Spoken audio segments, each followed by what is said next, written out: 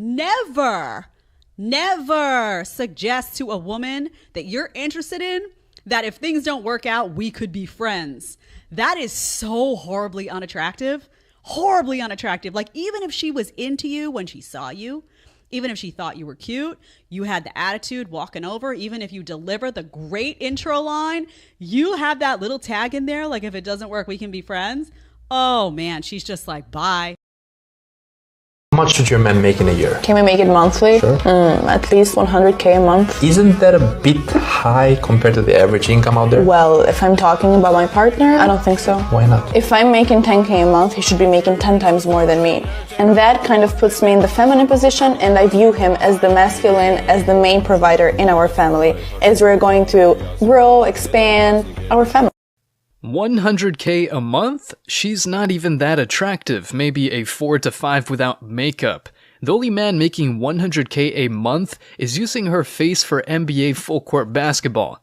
Between her forehead and teeth, you've got all the backboards you need. These women are beyond delusional when they aren't even close to high value. The entitlement is off the charts. One of the biggest lies I used to tell myself, but I thought was the truth when I was single before I got married, was men are intimidated by me. I thought because I had a house, a car, been driving BMW since I was 24 years old, I thought that because I made a lot of money that men just couldn't handle it, they were intimidated, and they were turned off because I was doing better than them. That is one of the biggest lies, or the things that we think, when really the problem is us. If you find yourself saying, well, men are just intimidated by me, I make too much money, they don't like that I'm just direct and I stand up for myself.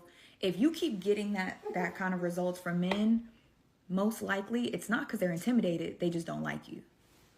And I'm not trying to say this to be mean or to be like nasty, but that was what I was going through.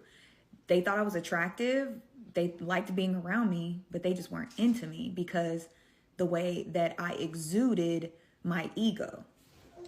A lot of women don't realize when they make money and they have all these accomplishments, the ego drives the conversation. It drives your energy, how you carry yourself, how you interact with men, where your ego is like, well, because you're not on my level, da da da da da.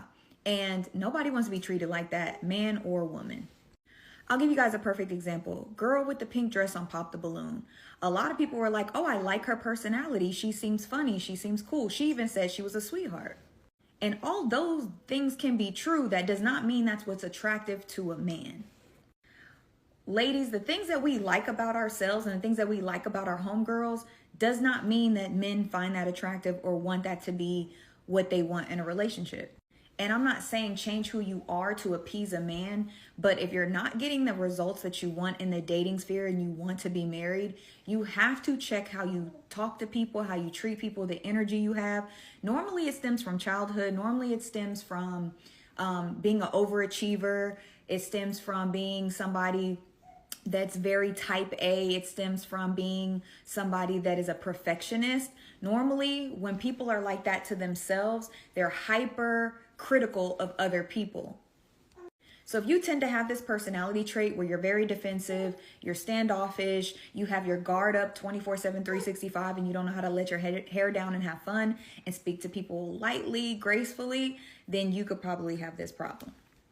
So just do some self-reflection, sis. It might not be because he's intimidated. He might just not like you.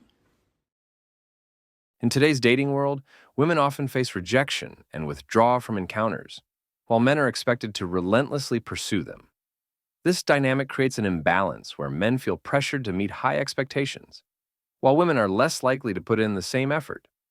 This hypocrisy makes many men feel unappreciated. True equality in a relationship requires a mutual understanding that both parties are willing to make an effort and show grace, rather than being held to different standards. Do you have a sense of how many men you've slept with? Yeah, it's not like 300 or anything. It's like 136, I think. 136? Okay. Yeah. Which is a lot, but sure. Yeah. Okay. Is there one week where there was just like you went on a tear and it was like 20 dudes? Yeah. Do you know how much in the most in 1 week? Like 30, 20, 30? Not 20 to 30. It's probably like 8 to 10. Oh, okay. Yeah. 8 to 10. So that one, the 6 in the night, that was just, you Yeah. went hard. Yeah. You went hard. I went ham. Okay.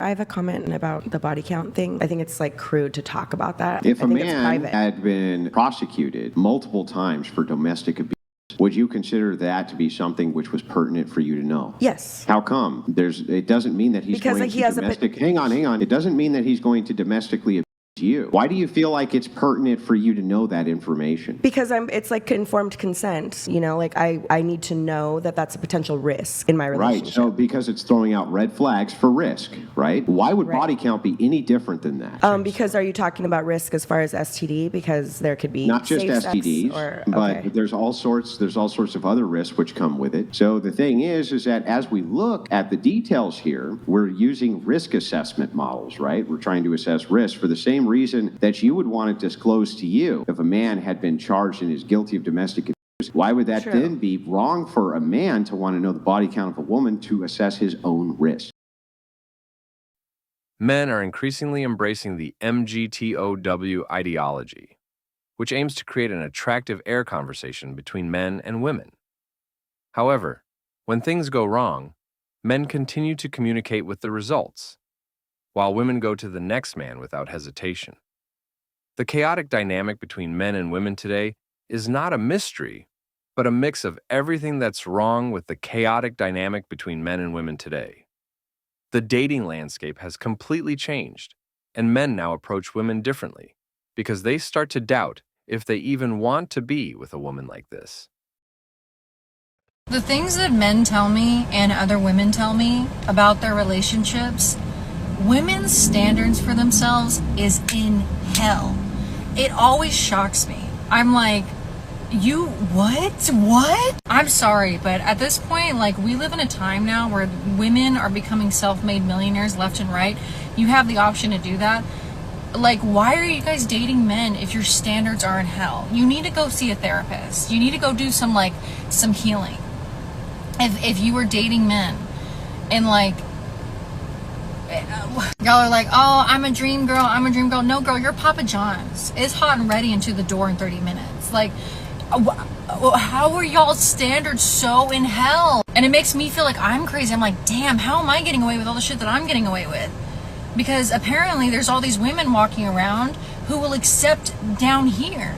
Like, that is the standard. That's what I hear more often than not. Women's standards, even if they're gorgeous, beautiful, whatever, their standards are in the pit of hell.